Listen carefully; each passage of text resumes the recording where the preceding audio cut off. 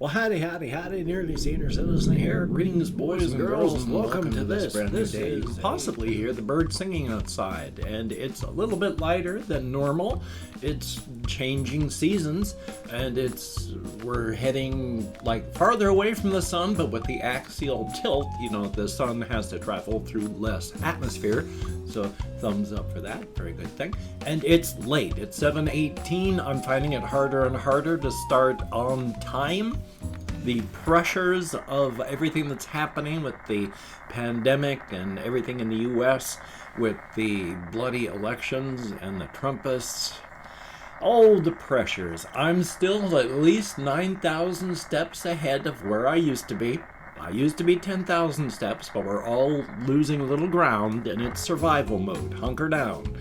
It happens. We're all going to be repairing our houses when the storm is over, and I've got repairs to make like everyone else, so thumbs up on that. But for the weather report, it is like not windy and not rainy outside, and there's light, and I can see the sun through the trees. Well, I could, so hey, might be a sunny day.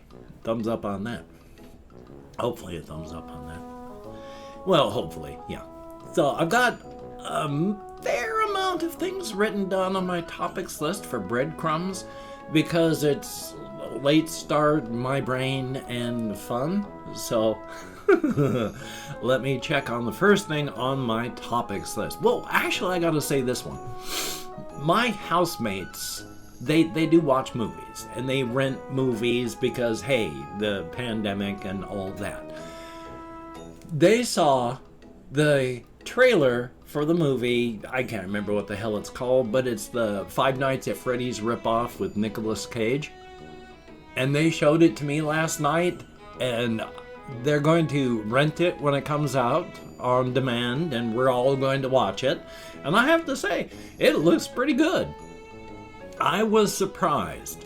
When I first heard of it, I said, this is going to just be garbage. The trailer was well done. I mean, if you haven't seen the trailer, do. If you have, then here we go. Because I was watching this thing, and I was watching the Nicolas Cage character, and I was thinking to myself as this going on, it's like, wait a minute. This guy is not just a victim. In fact, from everything that I can see showing this, he's not a victim. He's locked in there. But he's not a victim. And in fact, it gets rubbed in, and I thought it was awesome when they did so because I'm picking up on all this stuff, and then they verify it. Because bad things are happening. He's supposed to be a sacrifice. But as they have the characters say later, he's not locked in there with them. They are locked in there with him. And it's like, oh, Nicolas Cage is going to be Nicolas Cage in this. And it looks pretty good, so I'm looking forward to this. We're going to all tank up, watch that, snack out, and it's going to be fun. Definitely a thumbs up. It'll be better than not. And I need entertainment too, so good thing. Definitely a thumbs up. Checking out the rest of my list over here. Oh, this is kind of a thing because someone in comments had talked about how the past year or so, ever since I've been using the Google Deep Dream Generator to make my thumbnails for my videos. And I know the thumbnails look weird. They look surreal, bizarre. If you're probably pretty off-putting if you're not into that sort of thing. But as I found out while I was talking to this fellow in comments, it's a more accurate representation, a visual representation of my mental landscape. I've lost ground in the battle. And that is, take a look at the weird thumbnails, how surreal, how bizarre, weirdly colorful, odd, hard to focus on. That's what's going on up here right now. So it's a more accurate representation of my mental landscape. So as things get better, hopefully we're going to, we've been kind of slowing the free fall. But as soon as the free fall stops and we get caught and maybe we start coming up on an uphill slide again, I'll be doing better. And then I'll have better and different thumbnails. So it's something to work on. Just another thing. Yay. Definitely a good thing. Well, sort of a good thing. Could be a bad thing. And then we also have, because this is an interesting one, lots of random topics today that have absolutely nothing to do with anything else. I watched a video last night about the sounds of space. Because space is actually pretty loud if there was a medium for sound to travel through. And there are, because a medium is a medium is a medium. As long as something can travel, you can hear things. Quote unquote. Because there are electromagnetic fields on the planet. Every planet in our solar system. And each of these electromagnetic, sorry about not being able to speak English there, electromagnetic fields reacts differently to the solar wind being spat out of the sun. And NASA released a bunch of little videos where you can hear the electromagnetic effect of the planet as it's repelling the solar wind. And it sounds cool. It's pretty neat. I like that. It's eerie, strange. Some of them are boring. I mean, some of them are just like, meh. And it's like, oh, that's fascinating, isn't it? And others sound haunting. So that's pretty cool right there. And of course, the sun itself. Apparently, and this is kind of a surprise to me, but I guess that makes sense, when deaf people are able to get like cochlear implants and all that so that they can begin to hear, apparently it's really weird for them because the sun is silent. Because if you look up at the sky, it really shouldn't be. It's on fire, it's flaming, it's hot, it's a big thing, and yet for us it's silent. And yet it's not.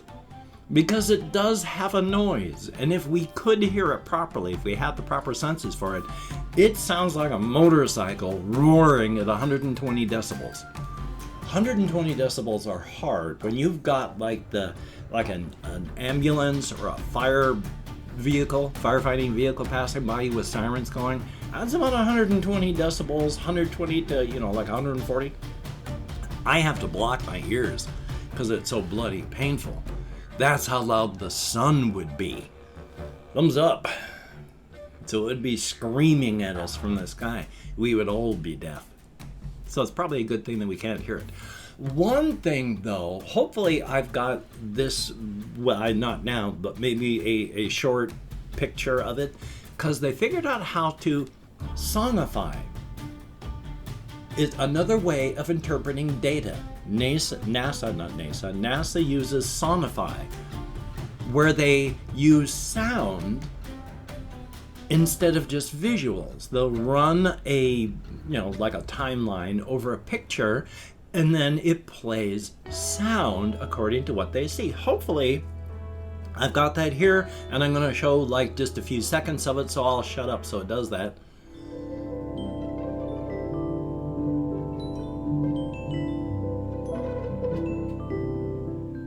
Okay, that's over, but that sounded pretty cool, and hopefully I actually, edited it so it did that, because that sounds bloody awesome. And they've been doing that for a lot of things, and that's really, really cool. Space is not really silent, though it's not really loud either, of course, depending on how you listen. And they were talking about how there's the various recordings we have of space. We only have two real recordings. One of them I only really know of that's from an actual on the surface of Venus. When I believe it was the Soviets landed a probe on Venus, there is actual visual of the camera taking a look at the surface, and then you can hear the drill. One of only 2 recordings of actual audio not on this planet here. So pretty cool right there. So, on to the next topic of randomness. Oh, like this one. On Friday, I got a call because we've been trying to get me so that I can get a medication manager so that I can get onto ADHD meds and maybe another antidepressant. But right now, I'm going to be lucky if I can afford the ADHD med. I'm not even going to try for the antidepressant because each medication I pay for is $8 a month. I've got less than $60 to buy food for the rest of the month.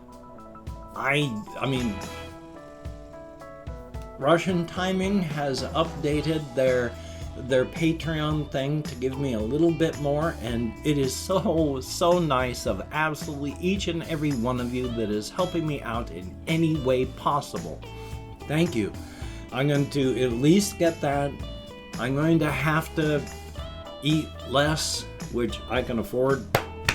Packed on too many pounds during this pandemic. So I need to exercise more. I got cut down to like 400 calories a day. So it'll be good though. At least I'll be able to focus on how hungry I am. Because it's either don't buy food or don't buy cannabis. And so I can either have hunger pains and lose weight or not be able to move. Yay. So, on to the next thing. Oh yeah, I didn't write down the fungus thing, but I wanted to talk about that. But I'm going to keep that one for later because I wanted to talk about, once again, cosmic horror and the group Ludo. Because way back, like from 2004 to 2014, I can't remember the exact time, there's a group called Ludo. Apparently they still tour and stuff. I don't know if they still exist. They've only put out a few albums.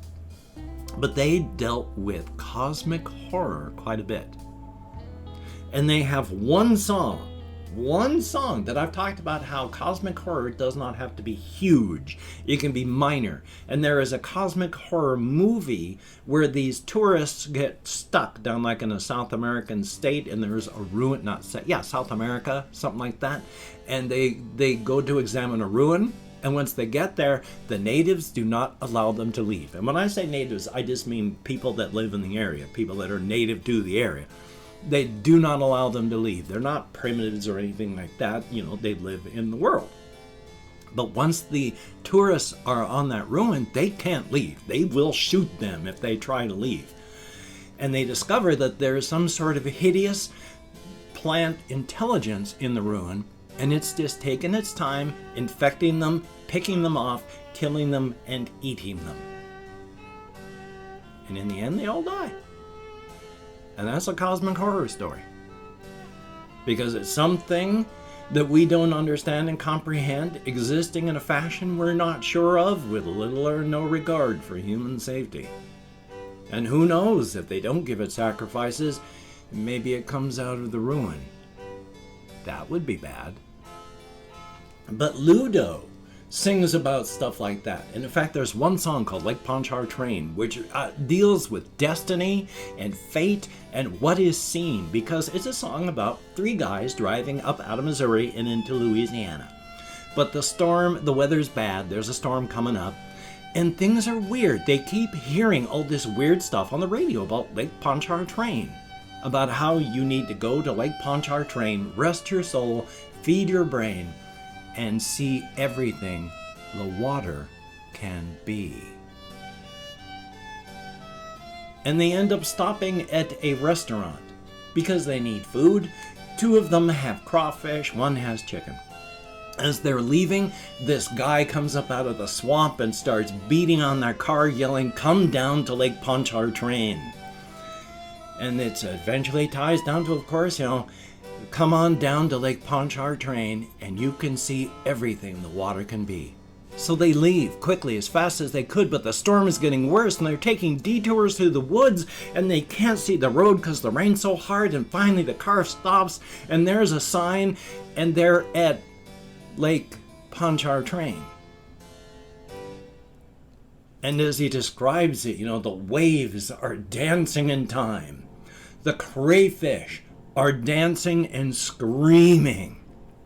The water is rising and making noise, and his friends jump out of the car and start running into the shallows of the water. And as he's watching, the water takes them in, and they're gone. And he's the sole survivor. Now, that's rough. That's cosmic horror. What happened? How? They were fated from the moment they drove into Louisiana. And what did they see? Because obviously they didn't see what we saw. I mean, there was obviously something going, you see this, you hear this, now come to me.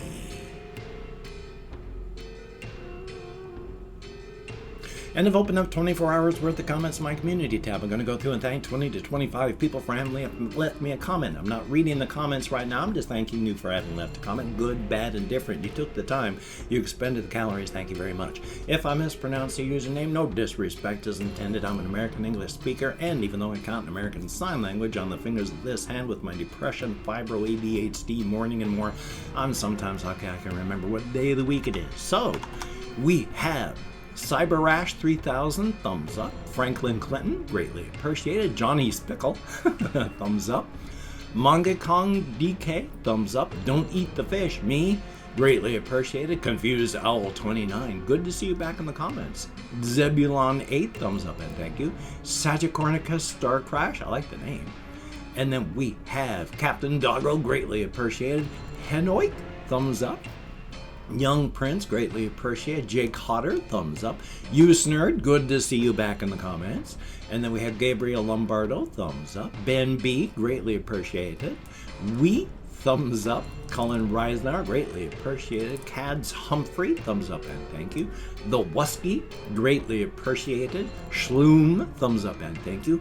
Kami Loves You, greatly appreciated. Russian Timing, good to see you in the comments, my friend. And we have Melissa R, and good to see you in the comments as well. Definitely a thumbs up.